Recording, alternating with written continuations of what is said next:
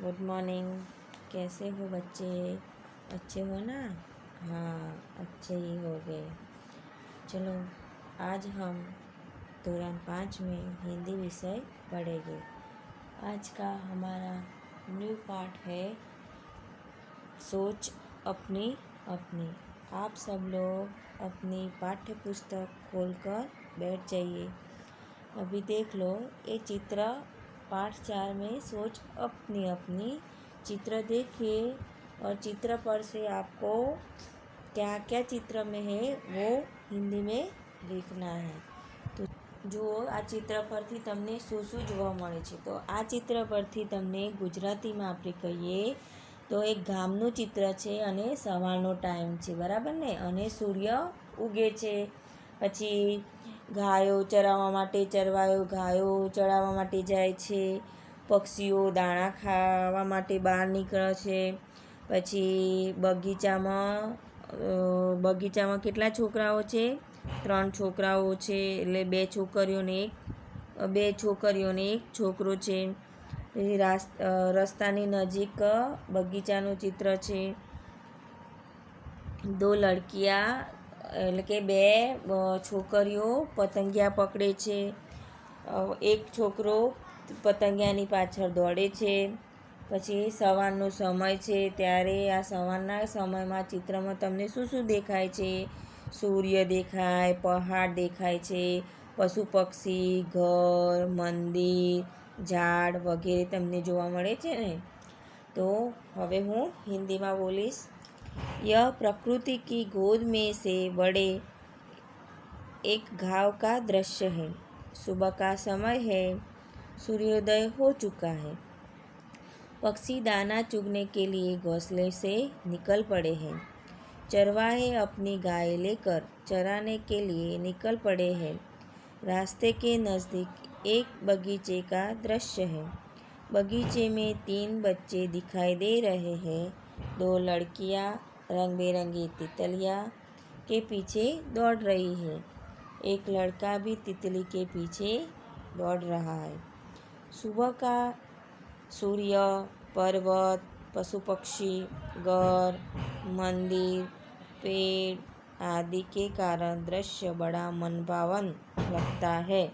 अभ्यास प्रश्न 1, प्रश्नों के उत्तर दीजिए। 1, सूरज निकलने पर पक्षी क्या कर रहे हैं? तो क्या उत्तर आएगा? उत्तर आएगा सूरज निकलने पर पक्षी दाना चुगने के लिए निकल पड़े हैं, बराबर ने? 2, चरवाया क्या कर रहा है? तो उत्तर चरवाया अपनी गाय लेकर चराने जा रहा है। 3, नारियल के कितने पेड़ हैं? तो ये पिक्चर में देखिए आप, नारियल के कितने पेड़ हैं? देखो तो नारियल के 1 और 2, तो नारियल के 2 पेड़ हैं। चित्र में घर कितने दिख रहे हैं? तो आपको चित्र में देखकर घर काउंटिंग करना है। 1 2 3 4 અને 5 कितने हैं? चित्र में 5 घर हैं। बच्चे बगीचे में क्या कर रहे हैं? तो बच्चे बगीचे में तितलिया के पीछे दौड़ रहे हैं। चरवाया के हाथ में क्या है? चरवाया के हाथ में एक लकड़ी है। प्रश्न 2, सोचकर बताइए। 1, चरवाया क्या सोचते होंगे? तो चरवाया क्या सोचता होगा? तो उत्तर तो गाय चराने कहाँ जाएंगे? नदी और क्या जंगल की ओर? गायों को ज़्यादा घास कहाँ मिलेगा? दोपहर को कहाँ रोटी खाएंगे? शाम को कब लौटेंगे? ऐसा चरवाया सोचता होगा। 2, सूरज निकलने पर क्या क्या होता है? उत्तर सूरज निकलने पर चिड़िया चहचहाती है, पक्षी दाना चुगने निकल पड़ती है, चरवाया गाय चराने निकल पड़ता है, किसान अपने खेत में काम करने लग जाता है, सभी फूल खिल जाते हैं, पूरा संसार चेतना से भर जाता है। 3, तुम बगीचे में होते तो क्या करते? तो मैं बगीचे में होता तो रंग बिरंगी फूलों को भी भर कर देखता, फूलों की सुंदरता देखता, झूले पर झूलता, रंग बिरंगी तितलियाँ देखकर प्रसन्न होता। कुत्ता क्या सोच रहा होगा? 4. तो यह आदमी कहाँ जा रहा होगा? मैं उसके साथ जाऊँ या नहीं? मुझे उसके साथ जाने से खाना मिलेगा। मैं इस आदमी की हमेशा रखवाली करूँगा। प्रश्न 3. चित्र के आधार पर प्रश्नों के उत्तर लिखिए। अभी आपको ये चित्र दिया है, उसके आधार पर आपको आंसर देना है। व्यापारी क्या ले जा रहा है? तो व्यापारी के सिर पे क्या है? तो व्यापारी टोपियाँ ले जा रहा है। आपने इस कहानी सुना है ना गुजराती में, टोपियाँ અને बंदरवाड़ी, बराबर ने? तो चलो सेकंड है, व्यापारी टोकरी कहाँ रखता है? तो व्यापारी टोकरी पेड़ के नीचे रखता है। पेड़ के ऊपर कौन है? पेड़ के ऊपर बंदर है। 4. बंदरों ने टोपियाँ क्या किया? तो बंदरों ने टोपियाँ पहन ली। व्यापारी ने क्या किया? तो व्यापारी ने अपनी टोपियाँ उतारकर नीचे फेंक दी। बंदरों ने टोपियाँ क्यों फेंक दी? तो बंदरों ने व्यापारी की नकल करके अपनी टोपियाँ फेंक दी। व्यापारी क्या कर रहा है? तो व्यापारी टोपियाँ बटोर रहा है। प्रश्न 4. नीचे दी गई चित्र में आधार पर 5 वाक्य लिखिए। तो ये चित्र पे आपको देख के 5 वाक्य आपको हिंदी में लिखना है। ओके, तो चलो ये चित्र में क्या क्या है वही आपको हिंदी में लिखना है। तो यह चित्र में पेड़ और पौधा दिख रहे हैं, हरी घास भी है, दूर दूर 3 पहाड़ हैं, ऊपर खुला आकाश दिख रहा है, एक फिसल पट्टी है, फिसल पट्टी दूसरी ओर सीढ़ी है, फिसलन पट्टी के ऊपर एक लड़की फिसल रही है, फिसलन पट्टी के पास एक लड़का खड़ा है, दोनों भाई बहन है। अब मैं आपको टोपी वाला और बंदर की कहानी सुनाऊंगी, ध्यान से सुनना। ओके, आपको लिखना भी आ सकता है एग्ज़ाम में।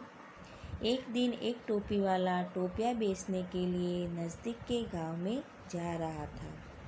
गर्मी के दिन थे, वह थक गया तो रास्ते में एक पेड़ आया, तो वह पेड़ के नीचे टोपियाँ की टोपी रखी और आराम करने लगा। थोड़ी देर में उसे नींद आ गई। जब टोपी वाला के नींद खुली तो वह चौंक उठा, उसकी टोकरी खाली थी। इतने में बंदरों की आवाज़ सुनाई दी। उसने पेड़ ऊपर देखा तो सारे बंदरों ने सिर पर टोपियाँ पहन ली थी। टोपिया वाले को बहुत गुस्सा आ गया, तो उसने बंदरों को पत्थर मारना शुरू किया। उसकी नकल करने लगे। अब टोपिया वाला समझ गया कि कैसे टोपियाँ वापस निकाले। टोपिया वाला ने अपनी टोपी उतार कर नीचे फेंक दी, तो बंदरों ने पहनी हुई टोपियाँ फेंकी नीचे और टोपी लेकर चल पड़ा। उस कहानी से हमको क्या सीख मिलती है? तो इस कहानी से हमको सीख मिलती है कि बुद्धि से काम करना चाहिए। अब हम पुनरावर्तन 1 के बारे में देखेंगे। प्रश्न 1. निम्नलिखित संख्या के शब्दों को कोष्ठक में से ढूंढकर बोलिए और क्रम से लिखिए। आपको एक कोष्ठक दिया है, उसमें से देख के आपको शब्द में लिखना है। तो पहला वाला ढूंढिए आप कोष्ठक में से, तो क्या आएगा? 26। दूसरा 25, उसमें से आपको ढूंढ के बॉक्स बनाना है एक। फिर है 45, फोर्थ वाला 22, 23, 36, 44, 46, 31, 30, 32, 41। ओके। प्रश्न 2. ऊपर आपने जो शब्द लिखे है उसका उच्चारण कीजिए। बराबर। नीचे दी गए चित्रों को देखकर कहानी पूर्ण कीजिए। कहानी पूरी करने में दी गए शब्दों की मदद ले सकते हैं। तो ये चित्र दिया है, तो चित्र पर से आपको जो कहानी का आगे बीच बीच में से आपको आंसर लिखना है। जो क्या क्या आएगा उसमें कोष्टक में आपको आंसर दिया है, उसमें से ढूंढ ढूंढ के आपको यहाँ लिखना है। सही विकल्प चुनकर बंदर बाट कहानी लिखिए। तो जो एक कोष्टक दिया है, सफ़ेद, काली, बंदर, झगड़ने, भारी, सारी, दो, ये सब शब्द उसमें आपको मिलाना। एक बार की बात है, दो बिल्लियाँ थी, एक खाली जगह और एक खाली जगह। तो क्या आएगी? सफ़ेद और काली। तो क्या लिखेंगे हम? सफ़ेद और काली। दोनों को खाली जगह लगी थी, तो क्या लगी थी? दोनों को भूख लगी थी, तो वहाँ क्या लिखेंगे? भूख। तो उसमें ढूंढ के ही आपको लिखना है। उन्हें एक खाली जगह मिली, तो क्या मिली? बिल्लिया को रोटी मिली। वे एक रोटी के लिए खाली जगह लगी तो झगड़ने लगे। इतने में एक खाली जगह आया। कौन आया? बंदर आया। वह खाली जगह लाया। क्या लाया? तराजू लाया। उसने रोटी के खाली जगह टुकड़े किए, तो 2 टुकड़े किए। उसने टुकड़े खाली जगह में रख दिए, तो किस में रख दिए? तराजू में। तराजू का एक पलड़ा भारी था, तो क्या हो गया? तराजू का पलड़ा भारी हो गया। तो दूसरा खाली जगह था, हल्का था। उसने भारी पलड़े के टुकड़े में से थोड़ा सा टुकड़ा तोड़कर खा लिया, तो क्या आएगा? टुकड़ा आंसर। इस तरह अपने खाली जगह रोटी खा ली, तो सारी रोटी खा लिया। दोनों बिल्लियाँ को बहुत खाली जगह हुआ, तो क्या हुआ? पछतावा हुआ। ओके। प्रश्न 4, अपनी पाठशाला के बारे में 10 वाक्य लिखिए। मैं मेरी पाठशाला के बारे में कहूँगी। मेरी पाठशाला बहुत अच्छी है। उसका नाम ऋषिराज विद्या निकेतन है। पाठशाला की इमारत अच्छी है। पाठशाला में 1 से 8वीं कक्षा तक पढ़ाई होती है। पाठशाला का सुबह का टाइम है। मेरी पाठशाला के सभी शिक्षक बड़ी लगन से हमें पढ़ाते हैं। मुझे अपनी पाठशाला बहुत प्रिय है। प्रश्न 5, आपको पाठशाला में क्या क्या पसंद है? तो मुझे पाठशाला का भवन, मेरे अध्यापक और दोस्त पसंद है। मुझे पाठशाला में दोस्तों के साथ खेलना बहुत अच्छा लगता है। आपको क्या नापसंद है? तो मुझे अनियमित छात्र नापसंद है। मुझे इधर उधर पड़ा हुआ कूड़ा नापसंद है। इधर उधर कूड़ा फेंकने वाला छात्र भी नापसंद है। आज का आपका होमवर्क है अभ्यास में पाना नंबर 21, प्रश्न 1 और प्रश्न 2 आपको नोटबुक में लिखना है। Thank you. Stay home, stay safe. Have a nice day. Have a wonderful